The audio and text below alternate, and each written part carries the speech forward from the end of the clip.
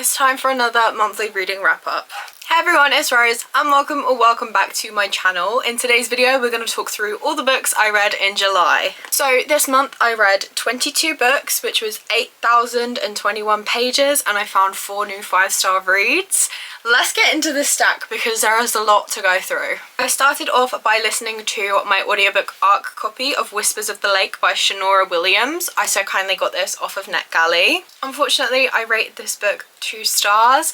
I feel like I'm very harsh with my thriller ratings because I've read so many, so if it doesn't do something interesting, they kind of fall flat, and this is what happened here. I feel like it was very cliche. There are a lot of like horror movie cliches, if that makes sense. The timelines also kept going back and forth, especially in the diary entries we were getting, to the point where like it didn't even date the diary entries sometimes, and I had to just figure out where we were in the story timeline, and I didn't like that. Obviously this is still an ARC copy, so who knows, but yeah, this one wasn't for me, unfortunately. Then I listened to The Guest by B.A. Paris, and I rated that one 3 stars. I enjoyed this one a little bit more. This was very fast-paced and a very fun thriller. However, I predicted and guessed the plot twists. I felt that they were quite predictable, and the way things were laid out led me to some obvious hints about how it was going to end. So I did enjoy this. I'd probably recommend this if you're new to thrillers and you don't quite know what to look out for hints. Then I buddy read You Killed Me First by John Mars, and I rated this 3.5 stars. Me and Ellen had a really good time buddy reading this one. I think the reason this wasn't a higher rating is because I couldn't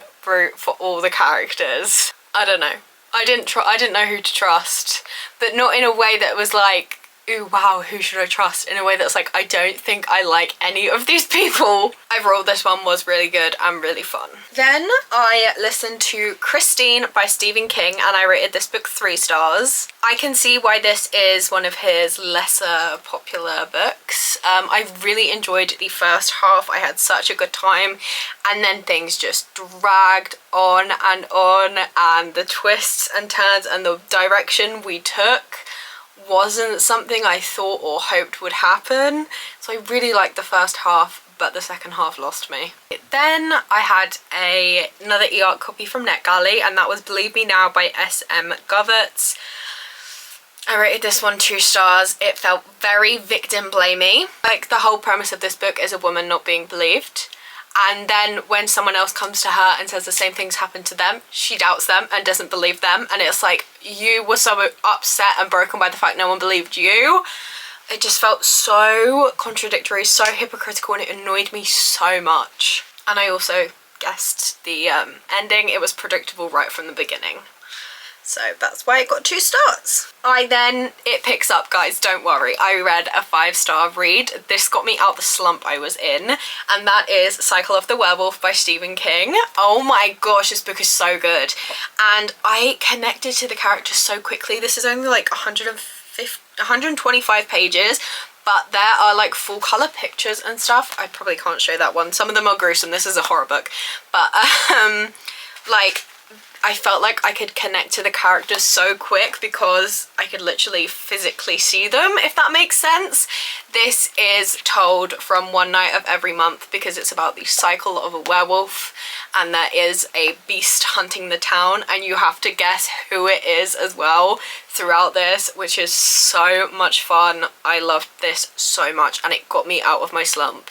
I then went on to read A Great Big Beautiful Life by Emily Henry, and I rated this book 4 stars. This was so good. I loved it so much. I teared up at times. I think this is such a romantic book. I hear a lot of people say it's her least romantic book, and whilst I understand what they mean, there was still so much romance in this. I loved the past and present timelines. I loved going back into the past and hearing the story, and I loved the main characters. This book was so good. Then I had another 5-star read. That is Where Sleeping Girls Lie by Farida B.K. Mide. This is the author of Ace of Spades, which is one of my favourite books to date, and this did not disappoint. This is dark academia at its finest.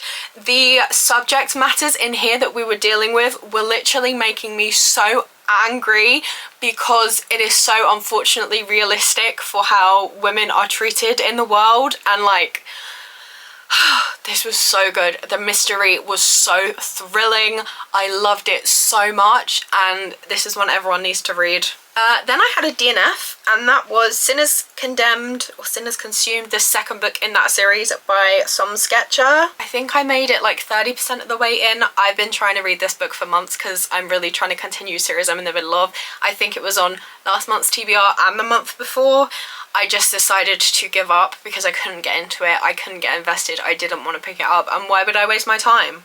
Then I read Happily Never After by Lynn Painter, and I rated this book 4 stars. This is the perfect rom-com. It had me laughing out loud. This was so good and so funny, and it had that little bit of depth to it that made the romance so much better, but it still kept it so light-hearted and so funny, and this is good. Then I DNF'd another book. Me and Ellen both DNF'd this one, and that was Her Last Move by John Mars. I think I got to page like 130. I was so bored. It was so much slower than I'm used to with him. I didn't care about any of it. I couldn't even tell the difference between the characters 130 pages in because they felt so bland and two-dimensional to me. I didn't like it. I didn't want to waste my time any longer, so I rated it 1 star and I DNF'd it. But then things picked up because I read King of Envy by Ana Huang and rated this 4 stars. I love Ana Huang. I love this series, and this book has my heart. It is so good. Oh my goodness. It was like 500 pages and I ate up every single word. I loved the romance in this. I loved the friendships in this. I absolutely loved a thing the audiobook did. Our main guy is mute and he signs, and when he signs, the character, the narrator, speaks with an echo to his voice. Like, they obviously add it in. He doesn't speak with an echo, but they add it in so you can tell when he's speaking out loud versus when he is signing, and I loved that so much. It was so good. Then me and Elle found a better book to read. We read The Psychopath Next Door by Mark Edwards, and I rated this 3.5 stars. This was thrilling. I was very uncomfortable at times and very disturbed at times. This does not hold back from creepiness. It was so disturbing, and I think that, yeah, that maybe it was just a little bit too much for me personally, but I loved how fast-paced it was and how like twisty-turny it was, and it was just really good. Then we have Mistakes Were Made by Meryl Wilsner. Now, I rated this book 3 stars. Was it such a good fun time? Yes. Did I dislike both of the characters because their morals, they'd say one thing and then do another every single time? Yes, which is why it got 3 stars, because I had such a great time, but I couldn't, like, they were just going back on what they said every single time, and I was just like, what are you doing? I read this in a reading vlog. I read most of these in reading vlogs, so if you want more detail, you can of course watch them, but it was a fun time. I enjoyed myself, but like, I can't give it higher than a 3 because what were you doing, girls? Then I found a new author that I want to read their backlist of. I read The Soulmate by Sally Hepworth and rated this 4 stars, but I can't stop thinking about it. I honestly should higher that rating. This was such a good, mind-twisting, shocking, brain-altering thriller. The writing is, oh my gosh, so good. I'm obsessed. I need to read more from Sally Hepworth, and that end truly got me. Then I read A Flicker in the Dark by Stacey Willingham. I rated this 3 stars. I really liked the premise of this. I really liked the plot. I liked it was fast-paced. However, it got the 3 star because I guessed who would be behind it from the moment they were first introduced. So that obviously takes away from it for me because I wasn't shocked. Then we've got The Sleepwalkers by Scarlett Thomas, which I rated 2 stars.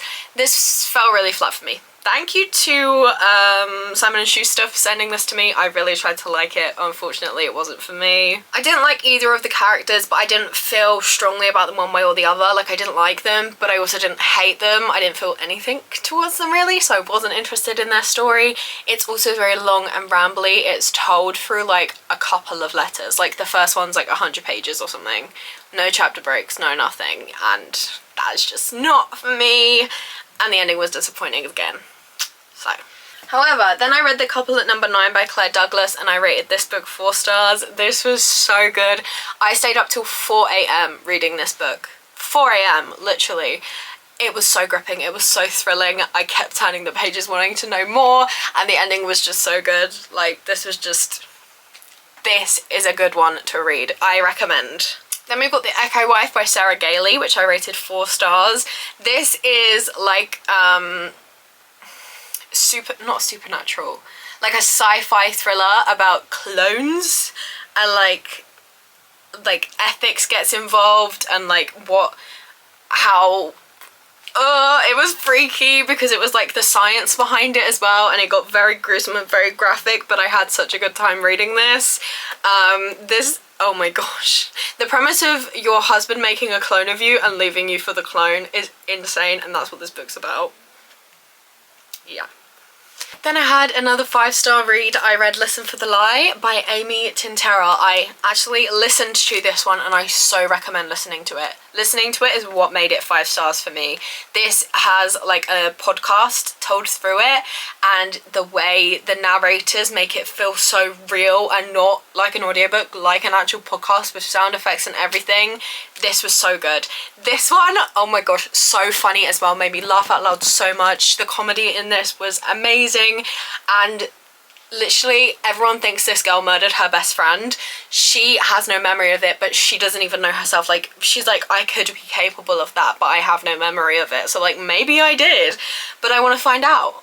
And that's what this book is. It's crazy. She's so unhinged. Oh my gosh, I loved being in her head though. It was so funny. And we've got The Staircase in the Woods by Chuck Wendig, which I rated 3 stars, and my dog did in fact chew the end off of, which was great.